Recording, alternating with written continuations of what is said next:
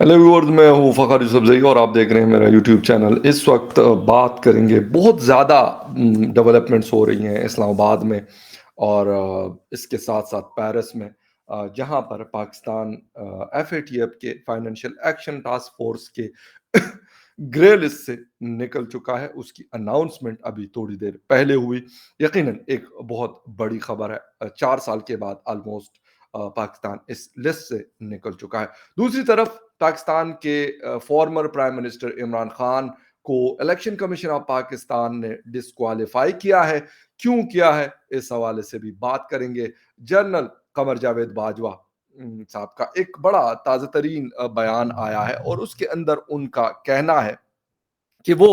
अपने टाइम पे रिटायर्ड होंगे और इसके साथ-साथ कोई एक्सटेंशन वेक्सटेंशन की अगर कोई बात करता है तो वो नहीं होगी। लेकिन देखना ये है कि इसके साथ और क्या चीज़ें हो सकती हैं। बहुत इम्पोर्टेंट इसलिए है कि इस वक़्त पाकिस्तान में अगर आप किसी के साथ बैठ जाएँ, वो जर्नलिस्ट है, वो नॉन जर्नलिस्ट है, वो बिज़नेसमैन है, वो स्टूडेंट है, एक ही बात चल रही होती है, जी बाजवा साहब जाएँगे या नहीं जाएँगे? खैर एनीवे, अब उनकी तरफ से एक दफ़ा फिर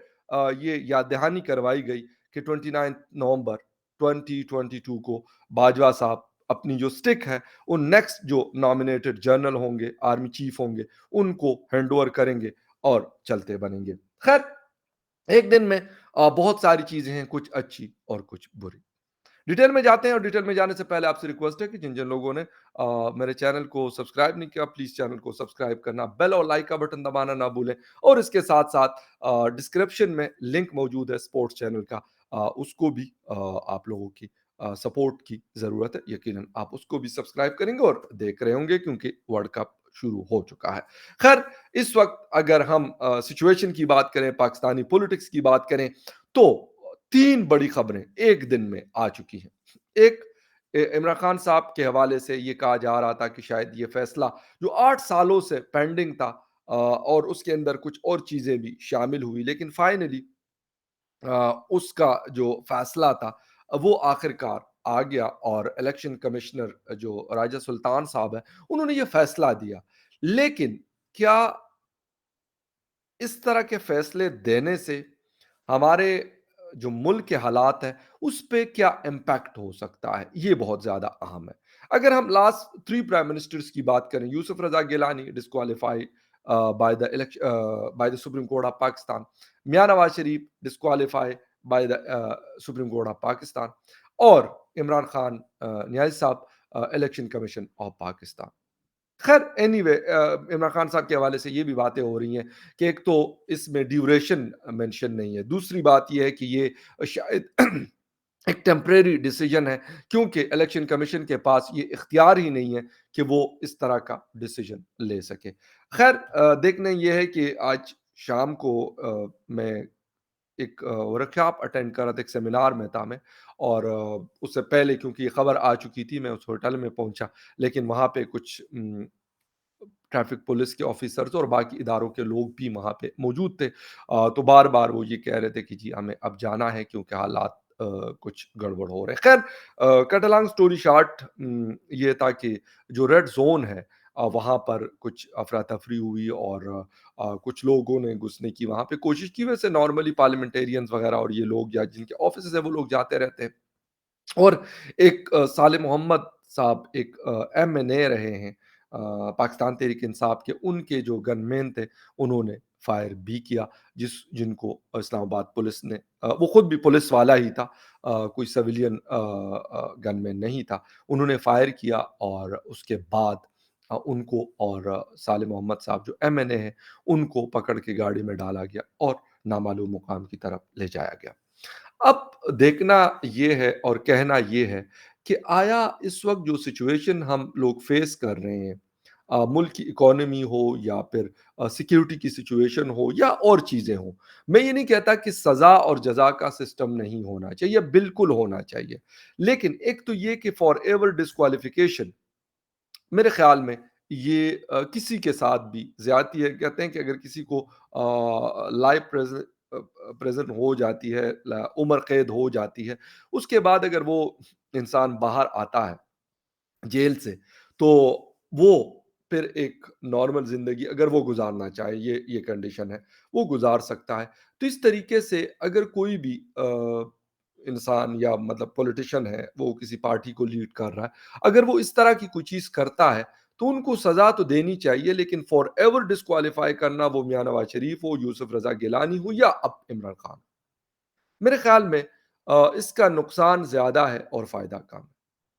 خیر، اس خبر کے ساتھ یہ ایک بری خبر ان دا سینس کہ ہمارے اب پھر یہ کہانی آ رہی کہ جی اسٹیبلشمنٹ نے بڑا رول پلے کیا، ہر کوئی اپنی اپنی بات کر رہا۔ دوسری طرف آج ہی کے دن ہمارے army chief general Qamar Javed Bajwa صاحب کا ایک سٹیٹمنٹ آیا اور انہوں نے کہا کہ وہ 29 نومبر کو ودن 5 ویکس جو تقریباً ابھی سے بنتے ہیں اس میں وہ ریٹائرڈ ہو جائیں گے، اور نیکسٹ جو بھی آرمی چیف آئیں گے، نامینیٹ کرے گی حکومت، وہ بے شک آ سکتے ہیں۔ تو یہ تو ایک چیز تھوڑی سی افراتفری جو ہے وہ کم ہوئی ہے، وہ کم ہوئی ہے اور وہ بہتر ہوا ہے، کیونکہ اس کی وجہ سے لوگ پریشان تھے کہ یار پتہ نہیں کیا ہوگا کیا نہیں ہوگا، پولیٹیکل انسٹیبلٹی مزید بڑھ رہی تھی۔ پہلے ہی بہت زیادہ ہے، عمران خان صاحب کہتے ہیں کہ اگر مجھے ڈسکوالیفائی کیا گیا، اس سے پہلے کی بات کر رہا ہوں، تو وہ ڈرا دھمکا رہے تھے کہ وہ اسلام آباد کے اوپر چڑھائی کر دیں گے، اس طرح کی بہت ساری چیزیں، حالانکہ 31 اکتوبر 2018 کا ان کا کلپ آج میں نے اپنے ٹویٹر ہینڈل پہ شیئر کیا ہے، فخر زئی 7 پہ، اور وہاں پہ وہ بول رہے ہیں کہ بھائی اگر کوئی فیصلہ آپ کو پسند نہیں آئے گا کورٹ کا تو اس کو آپ گالی دیں گے، اگر کوئی آپ کو پسند آئے گا تو آپ اس کی واہ واہ کریں گے۔ انفارچونیٹلی یہ ہماری ساری پولیٹیکل پارٹیز نے یہ کیا ہے، اور دوسری بات یہ ہے کہ ان پولیٹیکل پارٹیز نے کبھی عوام کی فکر نہیں کی، اگر کی ہے تو اپنی ذات کی فکر کی ہے۔ عمران خان صاحب کا معاملہ ہے کہ ایکچولی جو اسٹیٹ گفٹس ہوتے ہیں اس میں سے جو لا ہے پہلے تھا کہ 20% آپ پے کرتے ہیں اور آپ اس کو خرید لیتے ہیں، لیکن آپ اس کو فردر سیل نہیں کر سکتے، یہ کنڈیشن ہے۔ پھر اس کے بعد عمران خان صاحب نے لا چینج کیا کہ نہیں، یہ 20% پہ نہیں، 50% پہ اگر کوئی خریدنا چاہے گا تو وہ 50% پہ خریدے گا۔ عمران خان صاحب نے کہا کہ دیکھیں میں نے یہ قانون بدل دیا، اگر میں نے 14 یا 15 کروڑ روپے کی یہ چیزیں لی ہیں تو میں نے ملک کو فائدہ پہنچایا ہے، ٹھیک ہے۔ اچھا، اب خبریں کیا ہے؟ اب یہ ہے کہ عمران خان صاحب نے جس وقت یہ چیزیں لیں وہ 20% پہ خریدی، اس کے بعد انہوں نے لاس کو چینج کیا اور انہوں نے کہا دیکھو میں نے 50% پہ یہ چیزیں خریدی، اور ایک جو وائلیشن انہوں نے اور کی کہ اس کو اوپن مارکیٹ میں جا کے سیل کیا مہنگے دام، جن میں سے وہ گھڑی بھی شامل تھی جو محمد بن سلمان نے اسپیشلی 2 گھڑیاں بنوائی تھی کسی بڑی کمپنیز کی ہیں، مجھے تو اتنا زیادہ پتہ نہیں ہے، لیکن یہ خبر آ رہی تھی کہ شاید 14 سے 15 کروڑ روپے کی ایک گھڑی ہے، یعنی آلموسٹ اگر حساب لگایا جائے تو راؤنڈ اباؤٹ $1 ملین کی وہ ایک ریسٹ واچ تھی، جو انہوں نے 2 بنوائی، ایک اپنے لیے اور ایک عمران خان صاحب کو انہوں نے گفٹ کی۔ تو وہ جب وہ سیل کرنے کے لیے، اور اگر آپ کو یاد ہو تو اس کے اوپر میری ایک ویڈیو بھی موجود ہے، کچھ پرانی ویڈیو ہے، غالباً 9-10 مہینے یا اس طرح کا آس پاس کا ٹائم اس کو ہوا ہوگا، لیکن ہے۔ اب اس کے اندر جب میں نے یہ بات کی تو لوگوں نے کہا یہ، اس وقت عمران خان صاحب پرائم منسٹر تھے، تو کہتے ہیں کہ یہ جھوٹے لوگ، اور یہ کوئی کہتا ہے یہ لفافے لیتے ہیں، مختلف لوگوں نے باتیں کی، لیکن وہ بات بھی اب اس کے اندر آئی کہ یار ایسا کیا عمران خان صاحب نے۔ تو ایک تو یہ چیز ہوئی۔ اچھا، پھر ایک بات یہ ہے کہ یہ کام یوسف رضا گیلانی کی وائف نے کیا تھا، اور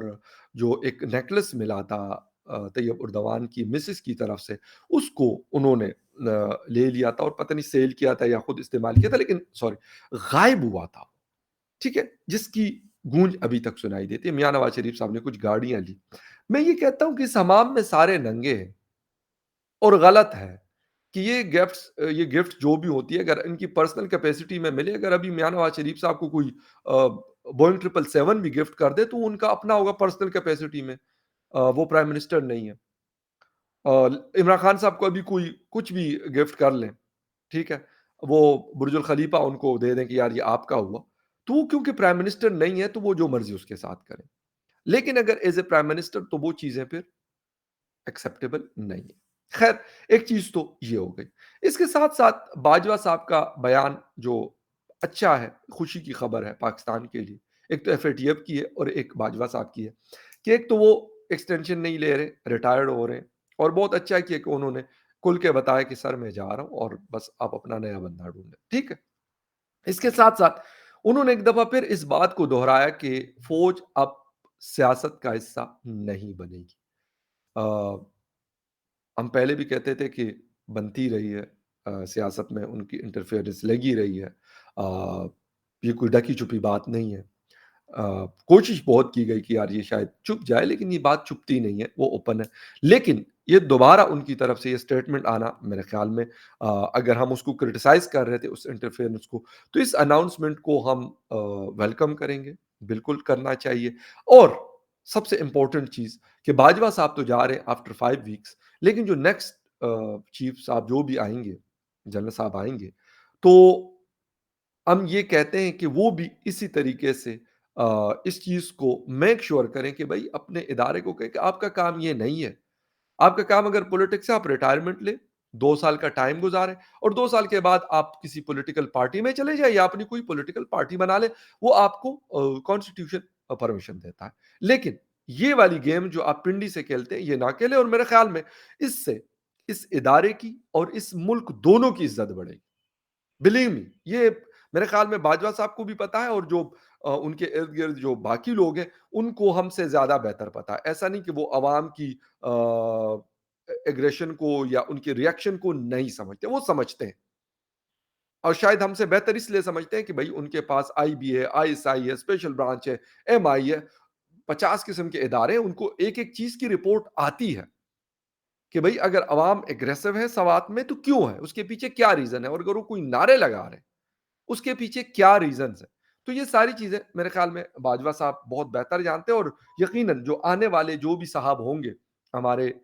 فورسز کو لیڈ کرنے والے جو بھی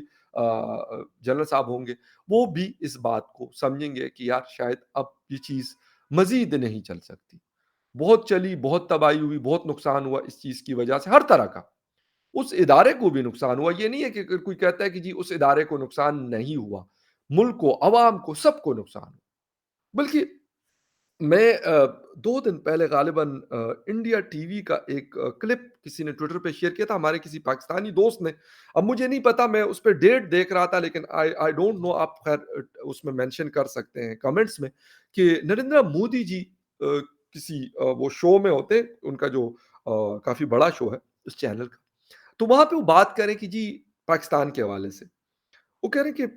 میں بات کر بھی لوں، میں سعودی عرب جاتا ہوں، عربوں سے میری یعنی انڈیا کی دوستی ہے، آنا جانا ہے، سب کچھ ہے، اچھے تعلقات ہیں یورپ سے، امریکہ سے، اور آسٹریلیا سے، باقی دنیا سے۔ انہوں نے کہا کہ جی بات یہ ہے کہ اگر میں کہتا ہوں چلے جی ہم بات کرتے ہیں، پاکستان سے بات کرتے ہیں، لیکن کہتے ہیں کہ یہ چیز بیچ میں سے ہرڈل پیدا کر رہی ہے کہ کس سے بات کروں۔ As a prime minister of India, میں ایک الیکٹڈ پرائم منسٹر ہوں، میں وہاں پہ پرائم منسٹر آف پاکستان سے بات کروں گا، میں آرمی چیف جو بھی ہوں گے، انہوں نے کسی کا نام نہیں لیا، ان سے بات کروں گا یا کسی اور سے بات کروں گا۔ کہتے اس کا کسی کو پتا نہیں ہے، تو کہتے اس لیے ہمارے تعلقات بھی بہتر نہیں ہو سکتے۔ اور یہ بات اور بہت سارے انڈین دوستوں نے بھی کی، اور مودی جی کا شب مجھے نہیں پتا کہ یہ کلپ کب کا ہے، لیکن وہ بات بڑی پتے کی ہے انہوں نے، کہ سر اگر وہ بات کریں گے تو کس سے کریں گے۔ اور یہ صرف ہو سکتا ہے بہت سارے دوست پاکستانی کہیں کہ جی انڈیا تو ہمارا دشمن ملک ہے، مودی جی تو ہمارے دشمن ملک کے پرائم منسٹر ہیں۔ تو ہمارے جو دوست ممالک ہیں، جس میں چین، سعودی عرب، یو اے ای، باقی ایکس وائی زیڈ شامل ہے، وہ بھی یہ کہتے ہیں۔ تو مودی جی نے کہا، اور بڑے ہنسے، وہ بڑے اچھے لگے مجھے، یقین کریں کہ بڑا مجھے خود ہنسی آئی ان کے بات پہ، کہ ان کا اسٹائل بڑا مزیدار مجھے لگا کہ بھائی میں بات کرنا چاہوں تو کس سے کروں بھلا۔ تو ایگزیکٹلی یہ چیز ہے کہ اگر یہ پولیٹکس میں رہتے ہیں تو جو باہر کی دنیا کے لوگ ہیں، وہ انویسٹر ہے، وہ کسی ملک کا پرائم منسٹر ہے، کوئی پریزیڈنٹ ہے، کوئی اور ہے، وہ یہ دیکھتا ہے کہ بھائی مجھے پنڈی سے بات کرنی ہے، مجھے اسلام آباد سے بات کرنی ہے، مجھے کسی اور جگہ سے بات کرنی ہے، یہ پتا نہیں ہوتا۔ اسی وجہ سے ہم لوگ ریورس میں چل رہے ہوتے ہیں، بجائے آگے جانے کے ہم ریورس میں جانے کی وجوہات یہی ہیں۔ باقی ہمارے ساتھ کے ممالک آگے بڑھ رہے ہیں، بہتر کنڈیشن میں ہے، اکانومیز بہتر ہیں، سیکورٹی سچویشن بہتر ہے اور بہت ساری چیزیں بہتر، ایجوکیشن بہتر ہوئی ان کی ہم سے۔ تو وہ کیوں ہوئی؟ کیونکہ وہ آگے کی طرف بڑھے، انہوں نے ان چیزوں کو اپنی اپنی جگہ پہ رکھا۔ باجوہ صاحب رسپیکٹیبل ہے ہمارے لیے، جو اگلے آئیں گے وہ بھی ہمارے فورس کو لیڈ کریں گے، ان کی بھی ہم رسپیکٹ لیکن کریں گے respect, but the thing is کہ یہ نہیں ہو سکتا کہ وہ کہیں جی وہ جو کہیں گے وہ صحیح اور باقی ساری دنیا غلط کہتی ہے۔ ہاں وہ اپنے جو ان کا سسٹم ہے ان کو اس کو ہم نہیں سمجھتے، ان کا کام ہے بھائی بارڈر کو، افغانستان کے ساتھ بارڈر پہ ہمارے بڑے مسائل ہیں، انفارچونیٹلی بلوچستان میں انسرجنسی ہے، سوات کی سچویشن ہے، پھر اسٹرن بارڈر پہ تھینک گاڈ کہ پچھلے ایک 1.5 سال سے یا آلموسٹ 2 سال سے کوئی زیادہ ایکٹیویٹی نہیں، اور اچھی بات ہے، خوشی ہے اس بات کی۔ ہم کہتے ہیں کہ افغانستان بارڈر میں بھی اس طرح پیس آ جائے اور امن آ جائے، لیکن خیر anyway, last but not least F A T F financial action task force, T Raja صاحب جو اس وقت لیڈ کرتے ہیں ایف اے ٹی ایف کو، جن کا تعلق بھی ہندوستان سے ہے، اور جس وقت انہوں نے اپنی سیٹ سنبھالی تو پاکستان میں یہ بات کی گئی کہ اب تو بھائی پاکستان گیا، اب تو پاکستان گرے سے کیا نکلے گا، بلیک لسٹ میں جائے گا۔ لیکن شاید ایسا نہیں ہے، وہ بالکل ہندوستان سے ان کا تعلق ہوتا ہوگا، ہم یہ نہیں کہتے، ہندوستانی چاہے ہوئے ہر جگہ، وہ آئی ٹی کا سیکٹر ہو، وہ کنٹریز کا، اگر ہم جو بائیڈن ایڈمنسٹریشن کی بات کریں وہاں پہ، یا اس کے ساتھ ساتھ باقی چیزوں کی ہم بات کریں تو وہاں پہ وہ لیڈ کر رہے ہیں۔ لیکن میں یہ کہوں گا کہ اگر یہ چیز ہوتی کہ وہ کہتے نہیں جی ہم انڈیا کی صرف بات مانیں گے اور باقی نہیں، تو پھر یہ فیصلہ نہیں آ سکتا تھا۔ اٹس اے گڈ جسے کہتے ہیں نیوز فار پاکستان، کیونکہ 4 سالوں سے کافی سارے ایشوز تھے، بہت سارے مسائل تھے، انویسٹرز، آئی ایم ایف کا لون یا کوئی اور ڈونر اگر لون پاکستان لیتا ہے تو وہ کہتے ہیں بھائی آپ تو گرے لسٹ میں، اس کے لیے کنڈیشنز مزید جو ہے وہ اسٹرکٹ ہو جاتی ہیں، اور بہت سارے ایشوز ہیں۔ آپ نے لاسٹ شو دیکھا ہوگا ایس این امید دورانی، بڑے اچھے دوست ہیں میرے، ان کے ساتھ، کیونکہ انہوں نے اس کی کچھ چیزوں میں کام بھی کیا تھا نیکٹا کے ساتھ، تو ان کے ساتھ جب شو ہوا انہوں نے بھی اس بات کو کہا کہ یار یہ ہمیں کرنا تھا، لیکن چلے سر پہ ڈنڈا پڑ گیا تو ہم نے جلدی کر لیا، اور بہت اچھا ہوا کہ اگر سسٹم بہتر ہو جاتا ہے، منی لانڈرنگ اور یہ چیزیں رک جاتی ہیں تو اس سے بہتر آپ کی اکانومی بھی ہوگی، باقی چیزیں تو بہتر ہوگی، لا اینڈ آرڈر کے اوپر بہتری آئے گی، جو آپ کے فورسز کے اوپر پریشر ہے وہ کم ہوگا، آپ کے ادھر سے ایکسپینڈیچرز کم ہوں گے، اس کے ساتھ ساتھ آپ کی اکانومی گرو کرے گی، اور سب سے بڑھ کر دنیا ٹرسٹ کرے گی کہ نہیں آپ ایسا نہیں ہے۔ تو میرے خیال میں 3 بڑی خبریں جو آج ٹی وی اسکرین، اخبارات، نیوز ویب سائٹ، نیشنل اور انٹرنیشنل میڈیا میں گردش کر رہی ہیں، وہ تینوں عمران خان صاحب کی ڈسکوالیفیکیشن شاید واپس ہو جائے، لیکن میرے خیال میں عدالت ہو، الیکشن کمیشن ہو، ہائی کورٹ ہو، سپریم کورٹ ہو، یا باقی ادارے ہوں، اپنے اپنے ڈومین میں جسے کہتے ہیں کہ وہ ایک فیصلہ بالکل دیں، وہ فخر یوسف زئی جیسا عام آدمی ہو یا عمران خان صاحب جیسا خاص آدمی ہو، ان سب کو ایک جیسا رکھیں، لیکن یہ جو سسٹم ہے ڈسکوالیفیکیشن والا، اس کو ایک روک ہونی چاہیے، اس کا ایک سسٹم ہونا چاہیے۔ میرے خیال میں میاں نواز شریف صاحب کے ساتھ اور یوسف رضا گیلانی صاحب کے ساتھ میں یہ کہتا ہوں، ان کے ساتھ بہت زیادتی ہوئی، لیکن عمران خان صاحب اور طریقے سے چیزیں کرتے رہے، میں ان کا بڑا سخت کریٹک ہوں، لیکن جو چیز غلط ہے سر ان کو غلط کہتے ہیں، جو صحیح ہے وہ صحیح ہوتی ہے۔ وہ عمران خان صاحب کے ساتھ اگر غلط ہوگا اس کو بھی غلط کہیں گے، اعظم سواتی صاحب کے ساتھ غلط ہوگا اس کو بھی غلط کہیں گے، کنڈیم کریں گے۔ اگر وہی چیز نواز شریف، یوسف رضا گیلانی، بلاول بھٹو زرداری، آصف علی زرداری، اسفندیار ولی خان، سینیٹر زاہد خان، محمود خان اچکزئی، اختر جان مینگل، محسن داوڑ، منظور پشتین، کسی کے ساتھ ہوگی یا مولانا فضل الرحمان صاحب کے ساتھ ہوگی تو اس کو بھی غلط کہیں گے، اگر وہ غلط بولیں گے تو اس کو کنڈیم کریں گے۔ دس از جسے کہتے ہیں کالڈ جرنلزم، اور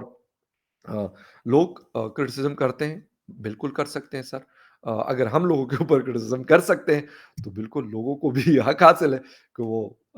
میرے جیسے آدمی کے اوپر 200 قسم کی کرٹیسزم کر سکتے ہیں۔ اوپن فورم ہے، بالکل آپ کر سکتے ہیں کامنٹس میں، سیکشن میں، اور جو بھی چیزیں ہیں۔ خیر اینی وے بات لمبی ہو گئی، ملیں گے کسی اور نیوز اپڈیٹ میں، تب تک کے لیے ٹیک کیئر۔